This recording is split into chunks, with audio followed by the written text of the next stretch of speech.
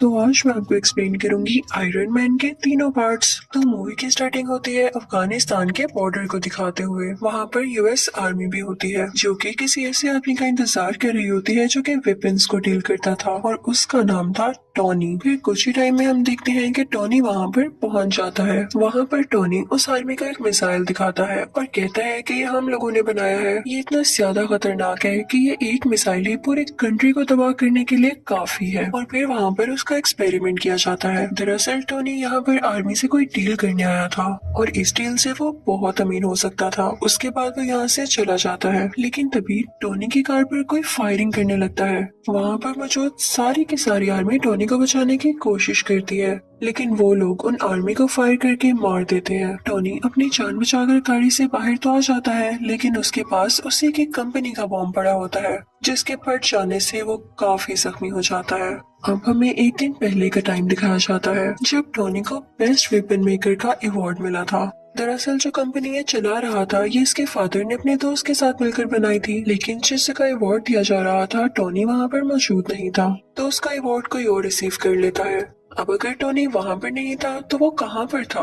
वो था एक कैसीनो में। वहाँ पर वो आदमी आता है जिसने टोनी का अवार्ड लिया था। वो उसे उसका अवार्ड देता है तो वो कहता है कि यार मैं इसे कहाँ रखूंगा, मेरे घर में तो जगह ही नहीं है। वो अवार्ड वो लोगों को देकर वहाँ से चला जाता है। तभी वहाँ पर एक रिपोर्टर आती है और टोनी से कहती है कि क्या आप सेटिस्फाई हैं कि आप नए नए वेपन्स बना रहे हैं और वो इतने खतरनाक हैं कि किसी की भी जान ले सकते हैं, बल्कि पूरी कंट्री डिस्ट्रॉय कर सकते हैं। तो टोनी कहता है कि हाँ मैं सेटिस्फाई हूँ, क्योंकि अगर हम वेपन्स न बनाएं तो लोग हमें ही मार डालेंगे। उसके बाद ये दोनों कुछ टाइम साथ स्पेंड करते हैं और फिर टोनी को बताया जाता है कि उसकी अफगानिस्तान के लिए फ्लाइट है और टोनी अपने प्राइवेट जेट से होता हुआ अफगानिस्तान आ जाता है। अब सीन शिफ्ट होता है प्रेजेंट टाइम की तरफ, जब टोनी बेहोश है और एक बैटरी से कनेक्टेड है।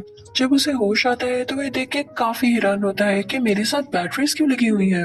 वो होश में आकर अपने साथ खड़े आदमी से पूछता है कि मेरे साथ ये क्या हो रहा है। तो वो आदमी उसे बताता है कि जब तुम्हारे साथ वो बॉम्ब एक्सप्लोड हुआ तो उसके कई पीसेस तुम्हारी बॉडी के अंदर चले गए। वो इतने छोटे पीसेस थे कि हम उनको बाहर नहीं निकाल सकते थे। अब इसका एक ही हल था कि हम उन पीसेस को तुम्हारे दिल के पास जाने से रोक सकें। तो इस वजह से हम ये इलेक्ट्रोमैग्नेटिक वेव्स यूज कर रहे हैं। तो तुम्हें घबराने की कोई जरूरत नहीं है। हमें पता चलता है कि टोनी को टेररिस्ट ने किडनैप कर रखा है और तभी वहाँ पर उन टेररिस्ट का लीडर आता है। वो टोनी से कहता है कि जानते हो मैंने तुम्हें किडनैप करके यहाँ पर क्यों बुलाया? मुझे तुम्हारा बनाया गया मिसाइल काफी पसंद आया और जैसा कि तुम जानते हो कि यूएस आर्मी ने हमारे बॉर्डर पर कब्जा कर रखा है, तो मैं चाहता हूँ कि सेम मिसाइल तुम हमारे लिए भी बनाओ और बस जैसे ही तुम मुझे मिसाइल दे दोगे तो मैं उन पर अटैक करके तुम्हें छोड़ दूंगा। तो टोनी कहता है कि हरगिज नहीं, ये तुम्हारी भूल है। तो टोनी के साथ खड़ा हुआ आदमी उसे कहता है कि नहीं ऐसा नहीं करो, तुम्हारे पास इसके अलावा और कोई सोल्यूशन नहीं है, क्योंकि ये एक ऐसा इलाका है जहाँ तुम्हारे साथी इवन आर्मी भी नहीं तुम्हें ढूंढ सकती। अब ये आदमी था कौन? दरअसल ये आदमी भी वेपन्स बनाया करता था और इन्हें भी यही लोग लेकर आए थे यहाँ पर। अब टोनी और वो डिसाइड करने लगते हैं कि यहाँ से बाहर कैसे निकला जाए। हालांकि यहाँ से बाहर जाना लग तो इम्पॉसिबल रहा था, लेकिन वो फिर भी ट्राई करना चाहते थे। वो आदमी कहता है कि मुझे अपनी फैमिली के पास जाना है। तो टोनी कहता है कि मेरी कोई फैमिली नहीं, बस एक ड्राइवर और एक सेक्रेटरी है। तो वो दोनों सोचते हैं कि हम कोई ऐसा ड्रेस बनाएंगे जो कि बुलेट प्रूफ हो, ताकि जब हम लोग बाहर निकले और वो हम पे शूट करे तो हम पे कोई असर ना हो और हम फौरन से भाग जाएं। वो आदमी टोनी को बताता है कि तुम्हारी बॉडी में जो इलेक्ट्रोमैग्नेटिक वेव्स हैं उनको सिर्फ वही बैटरी कंट्रोल कर सकती है जो मैंने तुम्हारी बॉडी के साथ कनेक्ट की थी। अब उसको ढूंढना होगा ताकि उसको यूजफुल बनाकर हम यहाँ से बाहर जा सके, लेकिन उस सूट के लिए इनको बहुत हाई पावर्ड बैटरी चाहिए थी जो कि इस सूट को रन भी कर सकती। दूसरी तरफ लीडर को तो यही लग रहा होता है कि शायद ये लोग मेरे लिए वो मिसाइल बना रहे हैं, तो वो उसको मटेरियल भी देता रहता है, क्योंकि वो नहीं जानता होता कि मिसाइल बनाने के लिए क्या क्या मटेरियल चाहिए। लेकिन जल्द ही जब वो सूट तैयार होता है तो इस बात की खबर उस लीडर तक भी पहुंच जाती है। उसे बहुत गुस्सा आता है और वो उस आदमी को जो कि टोनी के साथ इस सूट बनाने में हेल्प कर रहा था काफी इंजॉय कर देता है। टोनी अपना वो सूट पहनता है और उसमें सारा सिस्टम डाउनलोड करता है। उसमें वो पावर भी ले आता है और वहाँ पर मौजूद सब लोगों को मारने लगता है और उस केव से बाहर आ जाता है अपना वही ड्रेस पहनकर। टोनी वहाँ से निकलकर सारे वेपन्स डिस्ट्रॉय करता है और अपने ड्रेस में ही मौजूद रॉकेट लॉन्चर से वहाँ से फ्लाई कर जाता है। अब वो गिरता है एक डेजर्ट में, जहाँ पर उसकी टीम उसे ढूंढ लेती है और वापस उसी जगह पर ले आती है जहाँ पर वो लोग रहा करते थे। वहाँ पर टोनी के फादर के फ्रेंड भी होते हैं जिन्होंने उनके साथ मिलकर ये वेपन कंपनी खोली थी। टोनी कहता है कि मैं लाइव आना चाहता हूँ और मीडिया के सामने प्रेस कॉन्फ्रेंस भी करना चाहता हूँ। अब हम देखते हैं कि टोनी पूरे मीडिया से बात कर रहा होता है। वो कहता है कि मुझे अफगानिस्तान के लोगों ने किडनैप कर लिया। उन्होंने मुझसे डिमांड की कि मैं उनको भी वेपन्स बना कर दूं। मैंने ये सोचा है कि मेरे वेपन्स इतनी प्रॉब्लम्स क्रिएट कर रहे हैं और वो लोग भी मेरे वेपन्स को हासिल करके जंग करना चाहते हैं, वॉर करना चाहते हैं और मैं ये सब नहीं चाहता, इसलिए मैं अपनी कंपनी बंद कर रहा हूँ। और एटलीस्ट अगर कंपनी बंद ना भी की तो मैं ऐसे वेपन्स कभी नहीं बनाने वाला। तो वो आदमी जो टोनी के फादर का फ्रेंड था वो सारे लोगों से कहता है कि नहीं नहीं, ऐसी बात नहीं है। टोनी बेचारा अभी अपनी जान बचा कर आया है और ये सेंसेस में नहीं है। ये भी उदास है, इसलिए बहकी बहकी बातें कर रहा है, ऐसा कुछ नहीं होने वाला। टोनी वहाँ से चला जाता है और वो आदमी भी टोनी के पीछे पीछे आता है। वो टोनी से कहता है कि आखिर हुआ क्या, तुम अफगानिस्तान से कैसे बचकर निकले और तुम्हें उन लोगों ने क्यों किडनैप किया था। तो टोनी उसे सारी बात बता देता है और ये भी बताता है कि मैंने एक आयरन सूट बनाया था जिसकी हेल्प से मैं बाहर निकला, क्या तुम भी देखना चाहोगे। तो वो आदमी कहता है कि हाँ हाँ क्यों नहीं। तो टोनी अपनी शर्ट खोलता है और अपनी चेस्ट पर वो दिखाता है, यानी उस आयरन सूट का कुछ हिस्सा। वो आदमी ये चीज देख के कहता है कि ये तो लाजवाब है, हमें इस पर और काम करना चाहिए और पूरी दुनिया के सामने लाना चाहिए। हम इससे काफी अमीर हो सकते हैं और इससे हमें काफी प्रोग्रेस मिल सकती है। लेकिन टोनी नहीं मानता और फिर जाता है अपनी सेक्रेटरी के पास। वो उससे कहता है कि मेरी चेस्ट में जो टूल लगा हुआ है मैंने इससे ज्यादा एडवांस टूल बना लिया है, उसे प्लीज उसके साथ चेंज कर दो। तो वो लड़की टोनी से पूछती है कि ये क्या करता है। तो टोनी उसे बताता है कि मेरी बॉडी में कुछ मेटल पीसीज हैं, ये उनको मेरे दिल तक जाने से रोकता है और मेरी बॉडी में और ज्यादा पावर और एनर्जी बनाता है। दूसरी तरफ डेजर्ट में उन अफगानिस्तान के टेररिस्ट को उस सूट के कुछ पार्ट्स मिल जाते हैं जिसे वो लोग जोड़कर पता लगा लेते हैं कि असल में चीज क्या है। और उधर टोनी भी एक नए ड्रेस बनाने की कोशिश में होता है। उसने उस ड्रेस में और ज्यादा अच्छे रॉकेट लॉन्चर्स लगा रखे थे जो उसे उड़ने में मदद देने वाले थे। अब वो अपनी ड्रेस में लगे सिस्टम को ऑर्डर देता है कि मुझे और ऊपर उड़ाओ, लेकिन जब वो काफी ज्यादा ऊपर पहुंच जाता है तो उसकी ड्रेस में बर्फ जमने लगती है सर्दी की वजह से और उसके सिस्टम में एरर आ जाता है और वो नीचे आकर गिरता है। जैसे ही वो नीचे आ रहा होता है तो अपने सिस्टम को दोबारा से ऑर्डर देता है क्योंकि अब उस पर से बर्फ मेल्ट हो रही थी और वो दोबारा से उड़ जाता है। फिर घर आकर वो ड्रेस में कुछ चेंजेस करता है ताकि ज्यादा ऊंचाई पर जाने में वो ड्रेस ना जमे और टेबल पर उसकी सेक्रेटरी ने उस पुराने टूल पर कुछ लिख के उसके लिए रखा होता है जिसे देख के वो काफी खुश होता है। फिर शाम को हम देखते हैं कि टोनी एक पार्टी में जाता है जहाँ पर उसकी सेक्रेटरी भी होती है। वो दोनों साथ टाइम स्पेंड करते हैं, डांस करते हैं और काफी एंजॉय करते हैं कि तभी वहीं पर वो रिपोर्टर आ जाती है जिसने उससे कुछ क्वेश्चंस किए थे। वो कहती है कि जो मिसाइल तुमने अफगानिस्तान में दिखाया उस जैसे कई मिसाइल अब अफगानिस्तान खुद बना रहा है और मुझे नहीं लगता कि ये तुम्हारी परमिशन से हो रहा है या तुमने ऐसा कुछ करने को कहा है। टोनी एकदम बहुत गुस्से में आ जाता है और उसे लगता है कि हो ना हो ये काम उसी आदमी का है जो कि उसके फादर का दोस्त था, यानी उस कंपनी का शेयर पार्टनर। टोनी सीधा उस आदमी के पास जाता है और उससे पूछता है क्या वाकई में तुमने वो मिसाइल वहाँ पर भेजा है। तो वो कहता है कि हाँ मुझे ऐसा करना पड़ा। तो टोनी कहता है क्या तुम्हें पता भी है वहाँ पर जो टेररिस्ट है वो लोगों को कितना मार रहे हैं और तुमने उन्हीं टेररिस्ट की मदद कर दी, हमारी कंपनी ऐसे काम नहीं करती। लेकिन वो उसकी एक नहीं सुनता। फिर टोनी घर आ जाता है और खुद ही कुछ करने का ट्राई करता है। टोनी अपने ड्रेस को बहुत एडवांस बना लेता है। उसमें उसने हर तरह की टेक्नोलॉजी यूज कर दी थी जो कि फायर भी कर सकती थी और छोटे छोटे रॉकेट्स भी शूट कर सकती थी। टोनी फौरन से वो ड्रेस पहनकर अफगानिस्तान जाता है। वहाँ पर जाकर वो सब आदमियों से लड़ता है, इवन उन टेररिस्ट के लीडर से भी, और फिर अपने ड्रेस से एक छोटा सा रॉकेट वहाँ पर छोड़ता है जिससे वो जगह डिस्ट्रॉय हो जाती है। वहाँ की एयरफोर्स को भी पता चल जाता है कि यहाँ पर कोई एक्सप्लोजन हुआ है, लेकिन वो आयरन मैन को ढूंढ ही नहीं पाते। फिर टोनी अपने उस दोस्त को कॉल करता है जो कि इसे एफोर्ड देने कैसीनो आया था। वो अपने दोस्त से कहता है कि मैं ही हूँ जिसने ये सारा ब्लास्ट किया है, तो प्लीज तुम इस मैटर का ख्याल रख लेना। फिर जब उससे पूछा जाता है कि ये अटैक किसने किए तो वो कहता है कि हो सकता है कई दुश्मनों ने मिलकर ये अटैक किया हो, यानी वो ये बात टोनी पर नहीं आने देता। अब जब टोनी के फादर का दोस्त ये बात सुनता है तो उसे बड़ी हैरानी होती है कि ऐसे कोई अटैक करके गायब हो सकता है। वो फौरन से अफगानिस्तान जाता है और वहाँ के टेररिस्ट से बात करता है। तो वो टेररिस्ट कहते हैं कि हम जान चुके हैं कि काम किसका है, लेकिन हम तब तक खामोश हैं जब तक हम पूरी बात का न पता लगा लें। ये आयरन मैन ही है क्योंकि हमें डेजर्ट से उसकी ड्रेस के कुछ पार्ट्स मिले हैं। वो टेररिस्ट उस आदमी से कहते हैं कि अगर तुम हम लोगों को पैसे दे दो तो मैं सूट का डिजाइन तुम्हें बता सकता हूँ।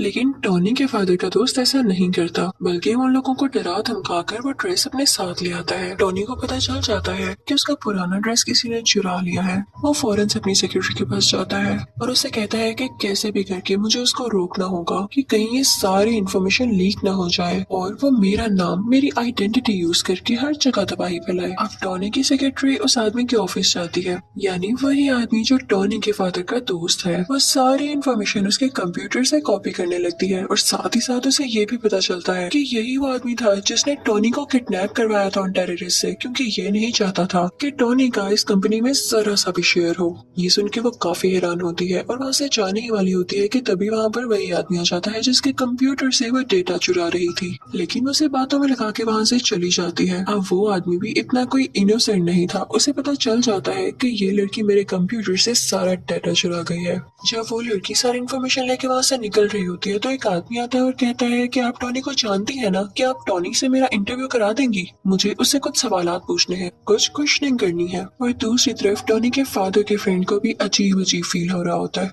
क्योंकि वो जानता था कि टोनी अब कितना पावरफुल है और उसे पता चल चुका है कि इस सारी गेम के पीछे मेरा ही हाथ है। उस आदमी ने कुछ साइंटिस्ट को ऑर्डर दिया होता है वही टूल बनाने के लिए जो कि टोनी की चेस्ट में था, लेकिन हैरानी वाली बात यह है कि जो टूल ये बनवा रहा था उसका साइज काफी बड़ा था, लेकिन उसको कंप्लीट होने में भी टाइम था। तो ये जाता है टोनी के घर काफी गुस्से में। वो टोनी की बॉडी को डीएक्टिवेट करके उसकी चेस्ट में से वो टूल, यानी जो उसका हार्ट था, वो ले जाता है, जिसकी वजह से टोनी बहुत डाउन फील करने लगता है और उसके बगैर वो ज्यादा देर जिंदा रहने वाला नहीं था। कि तभी टोनी को याद आता है कि उसकी सेक्रेटरी ने उसे एक पुराना टूल भी दिया था। वो फौरन से उसको लगा लेता है और अपना ड्रेस दोबारा से अपनी बॉडी पर ले आता है। अब टोनी के फादर का फ्रेंड तो टोनी का वो टूल लेके जा चुका था। उसने अपने पास काफी बड़ा आयरन जायंट बना रखा था जिसका वो नाम रखता है आयरन मॉन्गर। वो आदमी वो टूल जो टोनी की चेस्ट से निकाला गया था उसके अंदर डाल देता है, जिससे वो एक्टिवेट होने लगता है। उसमें कई पावर्स आ जाती हैं, लेकिन इतनी ही देर में असली आयरन मैन भी वहाँ पर पहुंच चुका था और अब इन दोनों में काफी ज्यादा फाइट होती है। अब वो दोनों लड़ते लड़ते रोड पर आ जाते हैं। तभी आयरन मैन को याद आता है कि अभी तक ये सूट पूरी तरह ठीक नहीं हुआ, यानी अभी भी कई ज्यादा हाइट पर जाकर फ्रीज हो जाएगा। वो फौरन से ऊपर उड़ने लगता है ताकि आयरन मॉन्गर भी उसका पीछा करे, और जब वो लोग बहुत ऊपर पहुंच जाते हैं तो आयरन मॉन्गर का ड्रेस जमने लग जाता है, फ्रीज होने लग जाता है और वो अजीब सा होकर थोड़ा डल होकर नीचे गिरने लगता है। लेकिन तभी नीचे आते ही वो दोबारा से एक्टिवेट हो जाता है और वो आयरन मैन पर अटैक करने लगता है। अब ये दोनों पता है कहाँ आकर गिरते हैं?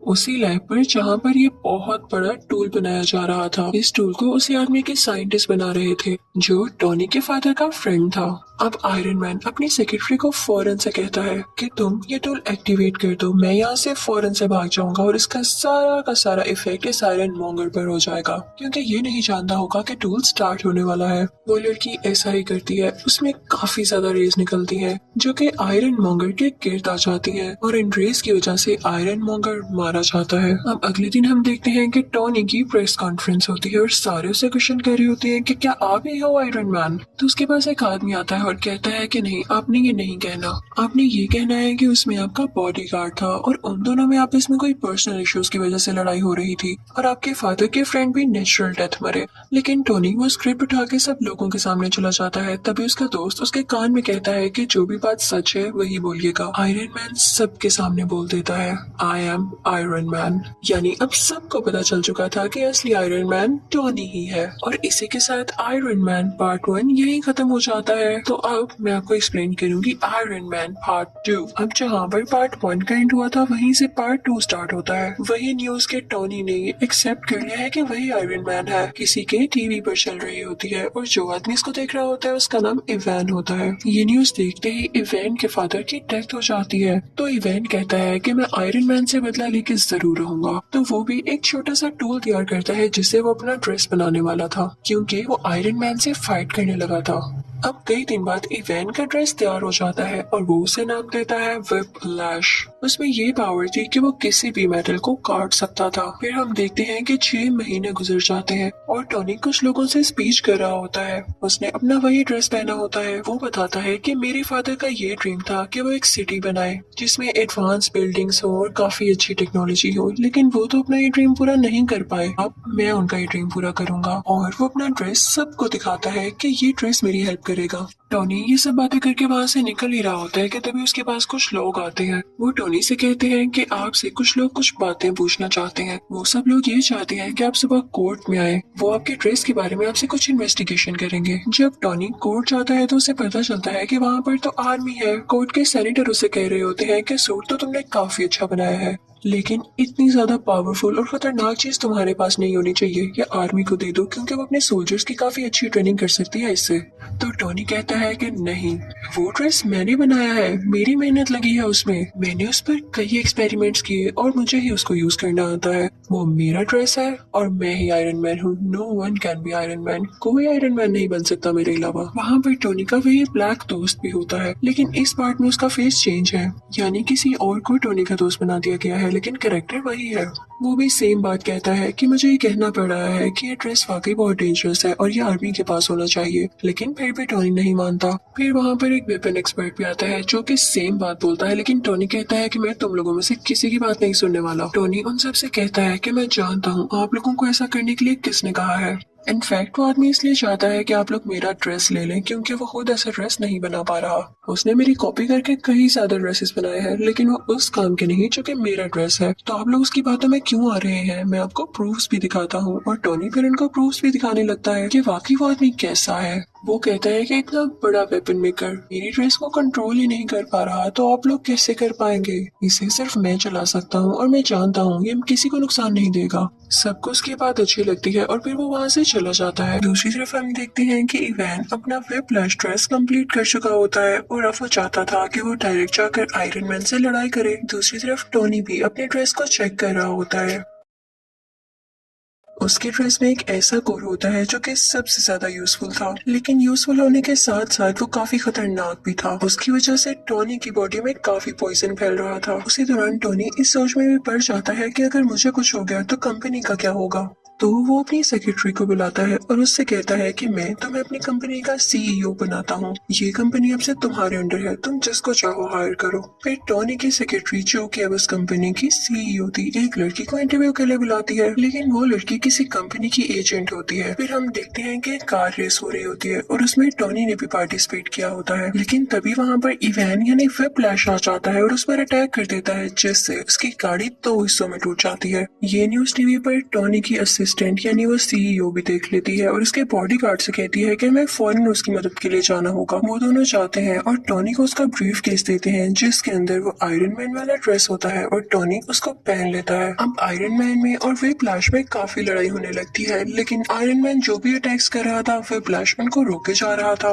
और कई देर तक ऐसे चलता है। लेकिन तभी आयरन मैन व्हिप्लैश पर जोरदार अटैक करता है जिससे फाइनली व्हिप्लैश को डिफीट हो जाती है। व्हिप्लैश को अरेस्ट कर लिया जाता है। थोड़ी देर बाद टोनी पुलिस स्टेशन जाता है इवान से ये पूछने के लिए कि उसने उस पर अटैक क्यों किया। वो आगे से चुप रहता है तो टोनी उससे कहता है कि वैसे तुम्हारी टेक्नोलॉजी थी बड़ी कमाल की, तुम अगर ये आर्मी को बेच देते तो तुम काफी अमीर हो सकते थे। और ये कह के वो वहाँ से चला जाता है। फिर हम देखते हैं कि एक और आदमी आता है जो कि सेम टू सेम इवान के जैसा था, इवन उसका यूनिफॉर्म भी। वो दरअसल जेल में इसलिए भेजा गया था ताकि उसको मरवाकर लोगों को ये शो किया जा सके कि इवान मर चुका है। और एक आदमी जो कि बहुत बड़ा गैंगस्टर था असली इवान को रेस्क्यू कर लेता है, वहाँ से निकलवा लेता है। सबको यही लग रहा था कि इवान मारा जा चुका है क्योंकि उन्होंने वहाँ पर ब्लास्ट करवा के नकली वैन को मरवा दिया था।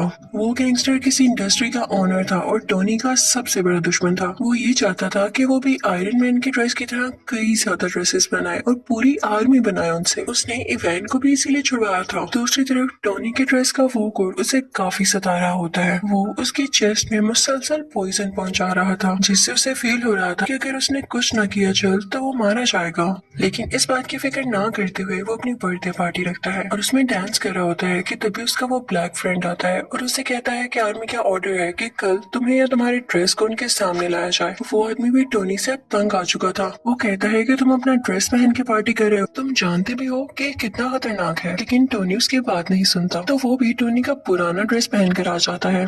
और उन दोनों में अब काफी ज्यादा फाइट होती है। दोनों ने ही आयरन के ड्रेसेस पहने रखे थे और दोनों चाहते थे कि किसी न किसी तरह एक दूसरे को हरा दें ताकि पहला जीत जाए।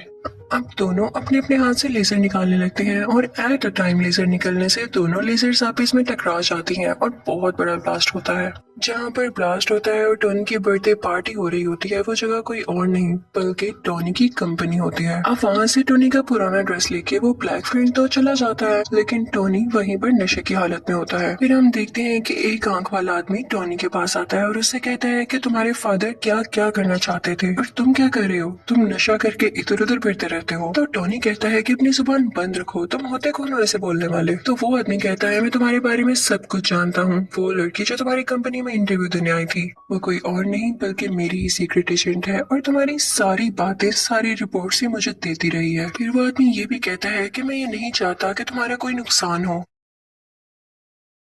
मैं चाहता हूँ कि तुम और ज्यादा अच्छा एक ड्रेस बनाओ जिससे पूरी दुनिया को फायदा हासिल हो और मेरे पास तुम्हारे फादर की कुछ चीजें भी हैं, चाहो तो उन्हें मेरे से ले सकते हो। टोनी उस एक आंख वाले आदमी के पास से वो सारी चीजें ले आता है तो उसे पता चलता है कि उसके फादर जो सिटी बनाना चाहते थे वो उस टूल की मदद से बनाई जा सकती है। वो उस पर पूरी तरह से रिसर्च करने लगता है। वहाँ पर उसको कोर का पूरा डिजाइन भी नजर आ जाता है। वो उस पर थोड़ी सी और रिसर्च करता है और काफी चेंजेस करने के बाद बहुत ही ज्यादा एडवांस टूल बना लेता है और फिर उसी टूल से वो एक नया ड्रेस तैयार करता है जिसको वो नाम देता है मार्क 6। और साथ ही उसे इवेंट की कॉल भी आती है जो कहती है कि मैंने तुम्हारे दुश्मन के साथ मिलकर एक काफी अच्छा ड्रेस तैयार कर लिया है। मैं वेट करूंगा उस दिन का जब तुम और मैं आमने सामने होंगे और देखते हैं कि कौन जीतता है। मैं आप लोगों को राज बताती हूँ कि इन लोगों ने वो ड्रेस किस तरह से तैयार किया। टोनी का वो पुराना ड्रेस जो कि टोनी का दोस्त आर्मी के पास ले गया था, उस ड्रेस में इवान ने और टोनी के दुश्मन ने कुछ चेंजेस किए और उसको और ज्यादा एडवांस बना दिया कुछ टेक्नोलॉजीज की मदद से, जो कि बहुत सारी वॉर्स लड़ सकता था और फाइट कर सकता था। अब दूसरी तरफ टोनी का दुश्मन लोगों से स्पीच कर रहा होता है कि मैंने आयरन सोल्जर्स बनाए हैं क्योंकि अब आयरन आर्मी का दौर है। दूसरी तरफ टोनी को भी पता चल जाता है कि इवान किसी के साथ सच्चा नहीं है तो वो जाता है अपने उसी दुश्मन के पास, उसी इंडस्ट्री के ओनर के पास और उसे जाके कहता है कि इवान तुम्हारे साथ धोखा करेगा, वो तुम्हारी सारी आर्मी को अपने कब्जे में कर लेगा और उस सिटी पर अटैक कर देंगी। और ऐसे ही होता है। इवेंट देखते ही देखते सब सूट्स को अपने काबू में कर लेता है और उस वॉर मशीन को भी जो कि इन लोगों ने नई टेक्नोलॉजीज के साथ तैयार की थी।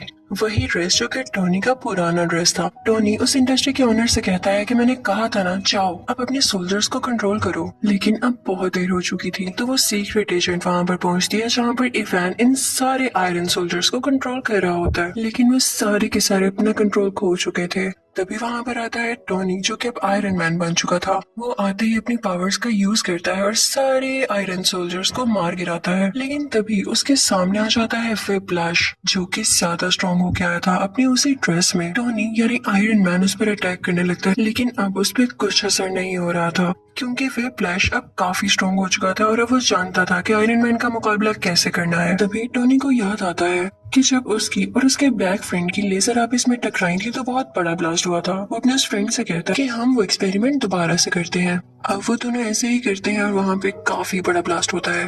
व्हिप्लैश वहीं पर मारा जाता है। अब अगले सीन में हम देखते हैं कि टोनी के पास वही एक आंख वाला आदमी आता है और उससे कहता है कि मैं तुम्हें गुड न्यूज दूं, तुम्हारा जो आयरन मैन वाला ड्रेस है उसको एवेंजर्स ने अप्रूव कर लिया है, यानी अब वो एवेंजर्स टीम में यूज होगा। लेकिन आई एम सॉरी तुम उसके लिए सिलेक्ट नहीं हुए, तुम्हें सिर्फ पीछे से काम करना होगा। तो टोनी कहता है कोई मसला नहीं, आई एम एक्सेप्टिंग, लेकिन मुझे इस बात का क्रेडिट चाहिए। फिर अगले सीन में हम देखते हैं कि कोर्ट के सेनेटर टोनी यानी आयरन मैन को और उसके ब्लैक फ्रेंड को मेडल देते हैं और उनसे कहते हैं कि थैंक यू, आपने पूरी दुनिया को बचा लिया। और इसी के साथ आयरन मैन पार्ट 2 यही खत्म हो जाता है। तो अब बारी है पार्ट 3 की एक्सप्लेनेशन की। तो मूवी का स्टार्ट होता है एक फ्लैशबैक को दिखाते हुए जहाँ पर एक लेडी उसे बता रही होती है कि मैंने एक ऐसा वायरस बनाया है जिसमें बहुत सारे पावर्स हैं। इवन वो लोग जो डिसेबल हैं, माजूर हैं, वो भी अपनी पावर्स वापस ला सकते हैं, यानी वो बिल्कुल ठीक हो सकते हैं। तभी वहाँ पर एक ग्लासेस वाला साइंटिस्ट आता है जो कि टोनी से कहता है कि हमारी कंपनी एक बहुत बड़ा एक्सपेरिमेंट करने वाली है, उसमें बहुत ज्यादा एडवांस टूल यूज होने वाले हैं, तो मैं तुम्हें ऑफर कर रहा हूँ कि मेरी कंपनी को ज्वाइन कर लो। दरअसल वो टोनी से काफी इम्प्रेस होता है, लेकिन टोनी उसकी ऑफर को रिजेक्ट कर देता है और वहाँ से चला जाता है। हम देखते हैं कि टोनी को एक मेंटल इशू हो गया था, उसी वजह से जब आयरन आर्मी ने पूरे सिटी पर अटैक्स किए थे और टोनी उन्हें शुरू में बचा नहीं पा रहा था, उसे वो फ्लैशबैक बार बार आते थे और इसी को लेके वो काफी सैड और बुरा फील किया करता था। लेकिन उसका दोस्त उसे हौसला देता है।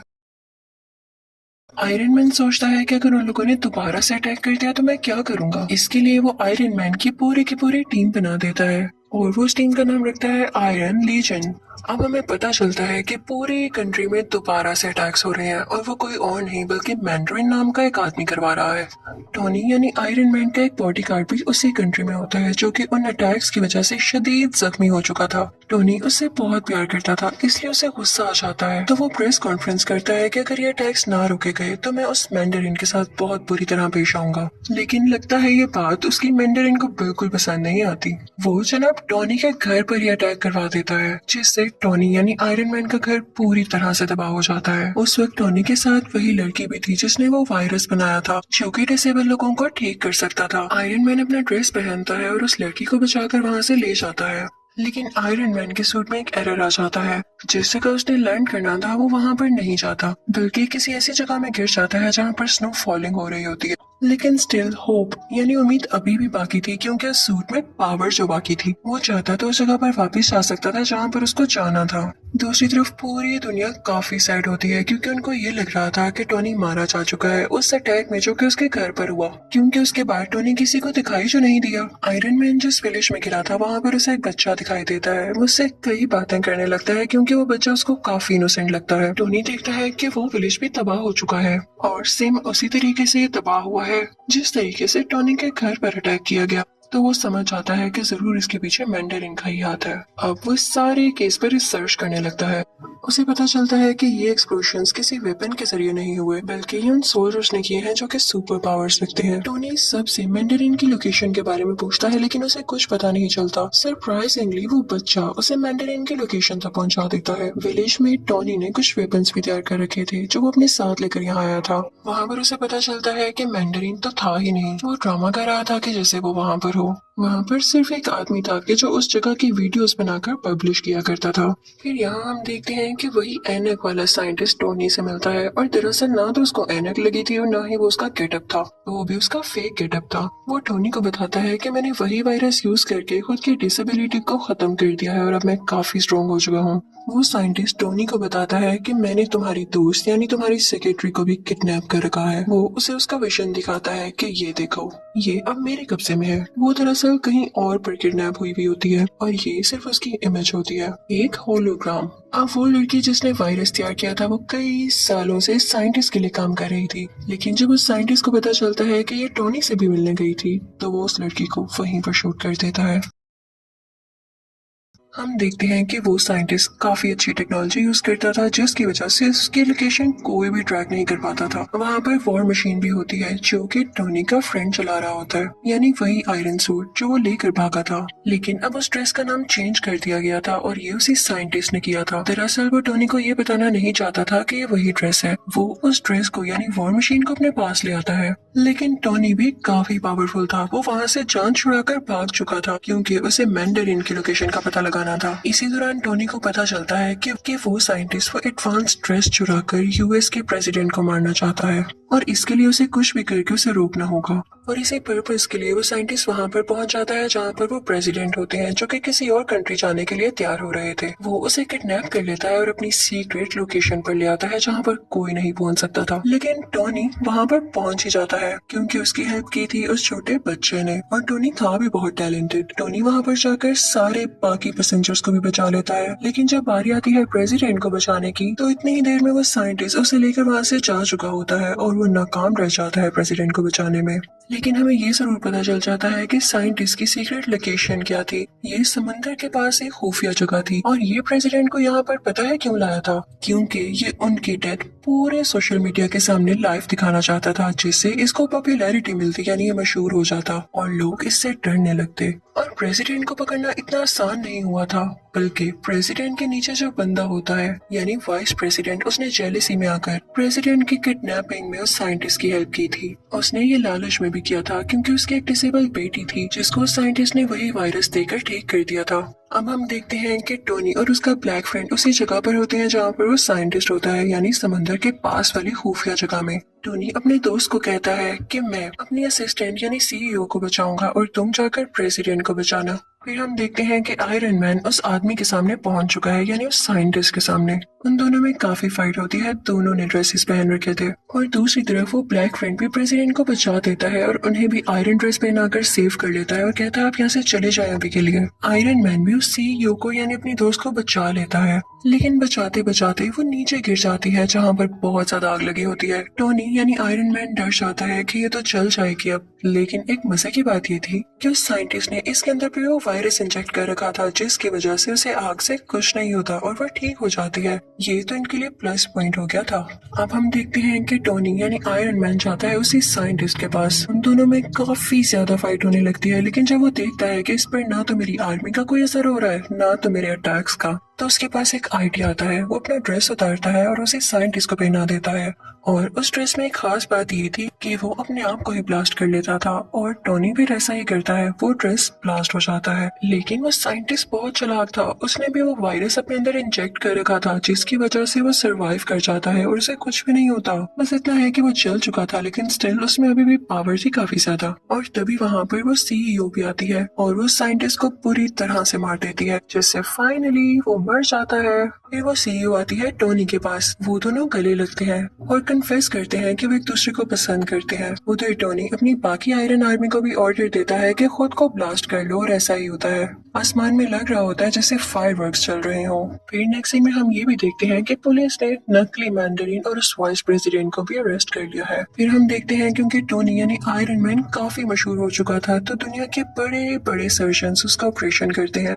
उसमें जो मेटल के पीसीस होते हैं वो उसको निकाल देते हैं। ये बहुत ही बड़ी गुड न्यूज थी, यानी ना उसे किसी टूल की जरूरत थी, ना उसे किसी कोर की, ना ही ड्रेस की जरूरत थी उसे जिंदा रखने के लिए। वो उस टूल को पानी में फेंक देता है और उसके दोस्त यानी सीईओ को भी ठीक कर दिया जाता है। यहाँ पर इस मूवी की हैप्पी एंडिंग हो जाती है। आई होप आपको ये तीनों पार्ट्स अच्छे लगे होंगे। Thank you for watching.